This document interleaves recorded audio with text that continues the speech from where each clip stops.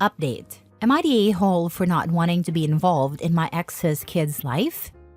Original post. I, male 35, was dating Elena, female 33, for 2 years when I found out she was cheating on me with one of the dads from her son's hockey practice. Elena has a 9-year-old son. After finding out, I broke up with her and asked her to move out. Eventually, she moved out. A week later, she showed up at my door asking if I could watch her son because she couldn't find anyone else. I thought it was a one-time thing, so I agreed. We played video games, and I cooked him dinner. Then she texted me, thanking me and saying her son missed me so much, and that it was great for him to hang out. Now, she keeps dropping him off. Last time, I told her I couldn't be her babysitter. I want a clean break and a fresh start. She called me heartless and mean, saying I'm the only dad her son knows. He never called me dad, nor did I expect him to. She keeps guilt-tripping me, accusing me of abandoning her child and punishing him because I'm a petty, sad man. Am I the a-hole here? Is it wrong to ghost her and her kid? Edit to add, thanks with her affair partner didn't work out because he was married and his wife found out. Now for the top comments before reading the update. Not the a-hole. You gonna babysit forever while she's getting buck shots in her net? She says my relationship with her kid should be different. I was his father figure, so it shouldn't be affected by my resentment toward her. Not the a-hole. The only thing tying you to this kid is his mother, who cheated on you. Why are you letting her do this to you? You don't owe her or her kid anything. You're a father figure after 2 years? Come on, she's using you and guilting you about it. Guilt only works if you let it. Her and her kid aren't your problem. Let the guy she cheated on you with watch her kid. Not the a-hole. It was a 2-year relationship, and her son is 9. So you're probably not a paternal figure, but more like a cool grown-up friend. She cheated on you. She's seeing the consequences of her actions. She's the one punishing her son, not you. How do you know that every time she dropped her son off at your place, it wasn't to spend time with a man? I honestly never saw myself as a father figure either. They moved in with me 6 months before the breakup. I took her son to his appointments and events a few times. Maybe that's why she got the idea? I have the feeling she used you from the beginning. You don't have to be part of her son's life. If you were together for 8 years, okay, you might be his paternal figure. But in this situation, it's just an excuse for her to use you. In what universe would you be the a-hole? She says I'm abandoning her kid. I'm punishing her kid because we broke up. I'm petty for not wanting to be the father figure because her kid's bio dad is unknown. She really gets around, doesn't she? She cheated on you and she doesn't even know the father of her kid. What an absolute piece of work. I don't know about that. She said the dad was some guy she met in a bar one night when she was younger. She said she didn't like talking about her past. Now for the update. I texted her and said, I'm done with you. I can't watch your kid anymore. Bye forever. And then I blocked her. An hour later, I started getting messages from people asking, why don't you leave this woman alone? You stalker creep. I was shocked. What the hell? Apparently, she told everyone that I'm stalking her, begging her to get back together and using her kid to get close to her. I responded to anyone messaging me by sending them a screenshot of my actual text. I'm done justifying myself. This woman is insane. What was I thinking? Trying to get back into the dating scene after my wife's tragic passing? For 6 years, I was single, and life was peaceful. I'm gonna contact my therapist again. I need him more than ever now after this disastrous experience. Not the a-hole. Your ex is a total drama queen. Good for you for blocking her and setting boundaries. Don't let her mess with your head. She is manipulative and toxic, twisting the narrative to make herself look like the victim. Make a public post and set the record straight. This can do more damage if you remain silent, and if anyone contacts you, just reply with screenshots. Her making up lies about OP is a red flag the size of a skyscraper. Cut her off, but keep the screenshots in case things escalate more. Next story. Am I the a-hole for walking out of my dad's birthday dinner after being ambushed by my stepmom? I, 25 female, have always had a complicated relationship with my dad and his wife, my stepmom. My parents divorced when I was 8, and my dad remarried shortly after. His new wife brought 2 kids into the marriage, and they later had 2 more together. So, I have 4 half-siblings and 2 step-siblings, all younger than me. Growing up, I always felt like the odd one out. My dad's focus was on his new family, and while I was never outright excluded, I always felt like an afterthought. My mom raised me and I visited my dad every other weekend, but as I got older, the visits became less frequent. I've made an effort to keep the peace over the years for the sake of my dad.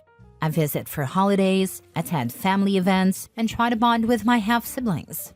But my stepmom and I have never really gotten along.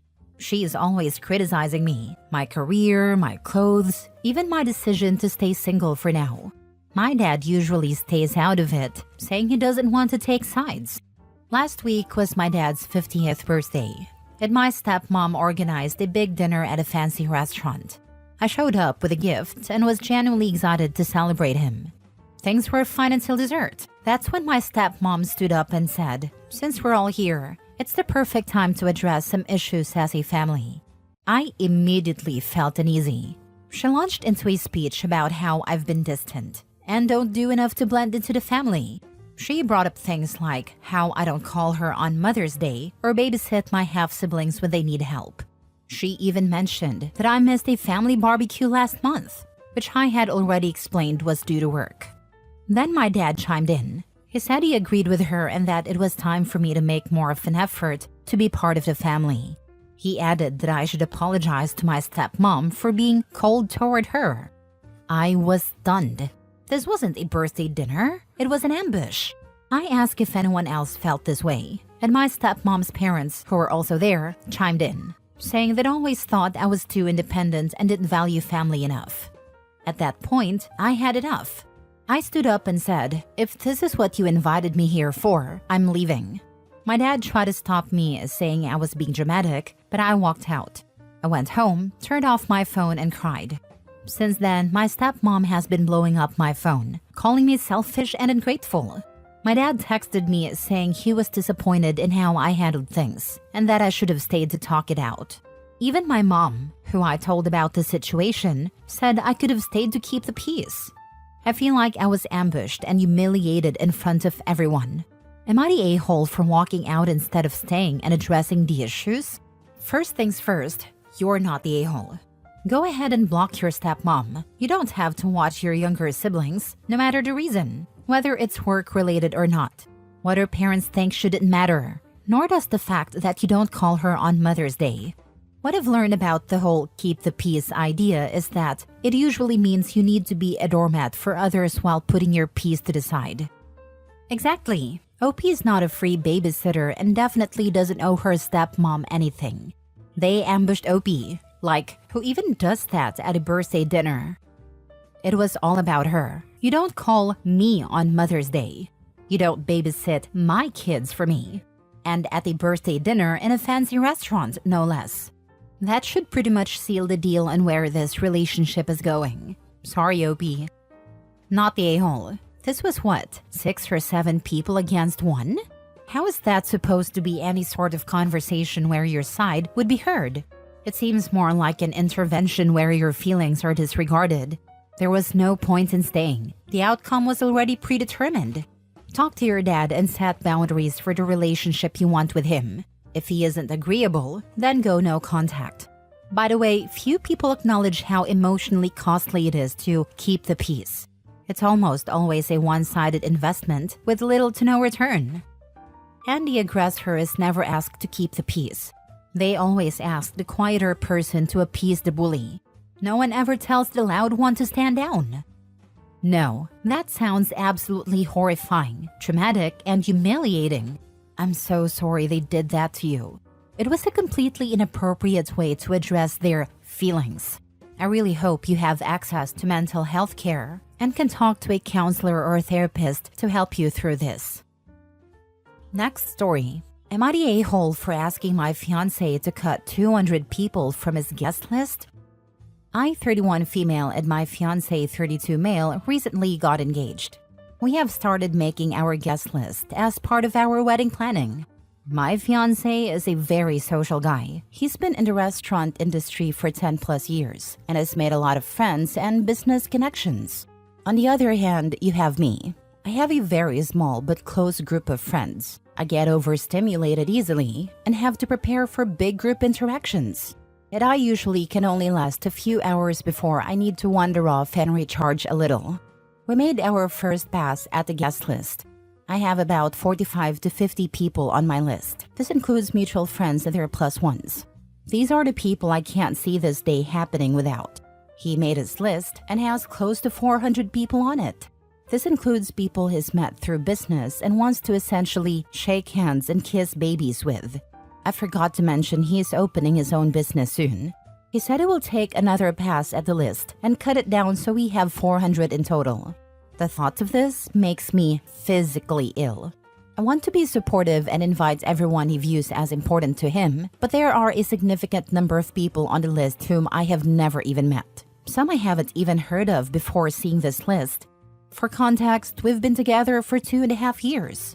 I also saw the names, and when I asked him who they were, he said, well, I was invited to their wedding 3+ years ago. Some people he only exchanges happy birthday with every year, and he says they need to be at the wedding. Again, I want to be supportive, but I have a hard time justifying paying $250+ per person for people I have never met, and whom he only says happy birthday to.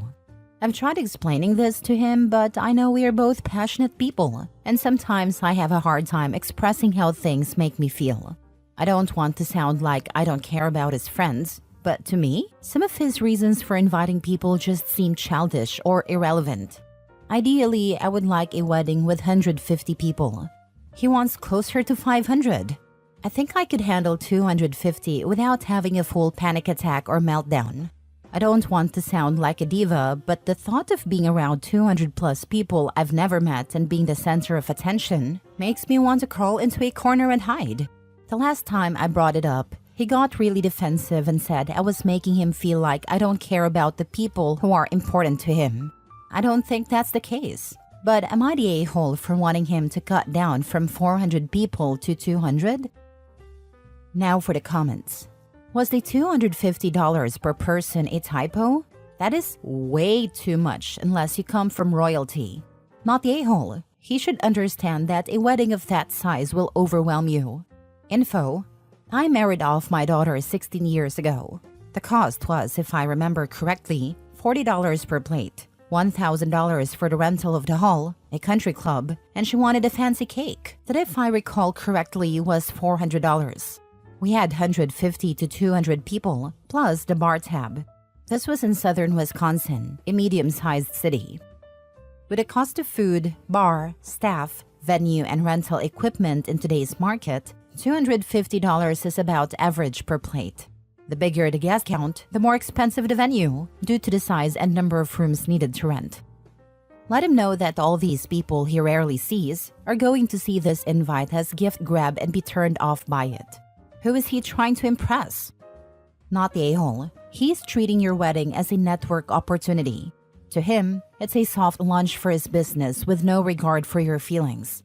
I would be surprised if even half of the guests show up. I wouldn't attend someone's wedding if I hadn't seen them in 3 years. Same. I wouldn't go to a wedding where I don't know anyone or hardly know anyone. I don't like sitting through the ceremony and the dragged-out speeches, let alone covering the cost of presents/monetary gifts, hotel, travel, etc. Last story. Am I the a-hole for calling my sister ungrateful after she said I didn't do enough for her daughter? I, 38 female, and my sister, 37 female, have 3 kids, 10 male, 10 female, and 5 male. Her 10-year-old twins are in 5th grade. Her son, Rhodes, and her daughter, Lydia, are both going to middle school next year. My sister wanted them to attend a private middle school about 30 minutes away from us. It's a selective school, and incoming students need to take a test to be admitted. Rhodes and Lydia took the test a few weeks ago and just got their results back. Rhodes and Lydia have always had a massive academic achievement gap. I'm a teacher and haven't seen a gap this wide between siblings in my career. Rhodes can read, write, and do math several grades above the 5th grade level. My sister asked me to tutor both Rhodes and Lydia when they started kindergarten, and I've tutored them for free since then. Rhodes has always been naturally intelligent. School comes easy to him, and he puts in far less effort than Lydia or even most kids.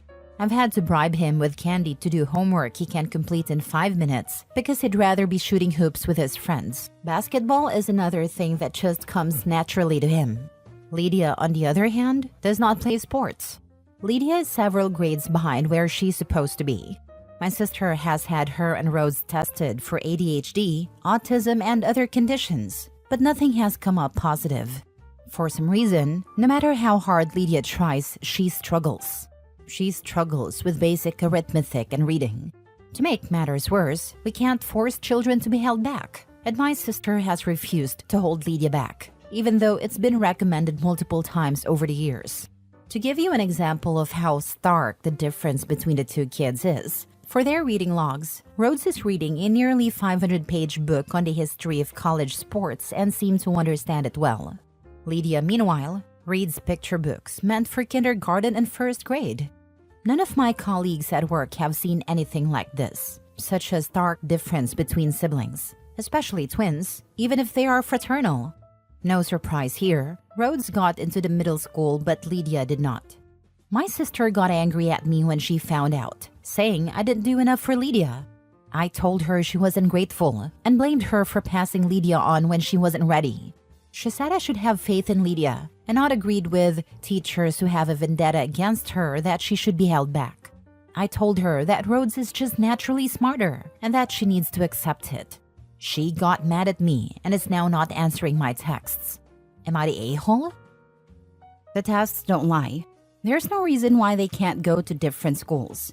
You want to challenge Rhodes and allow him to excel, and you want to ensure Lydia has all the support she needs to do well.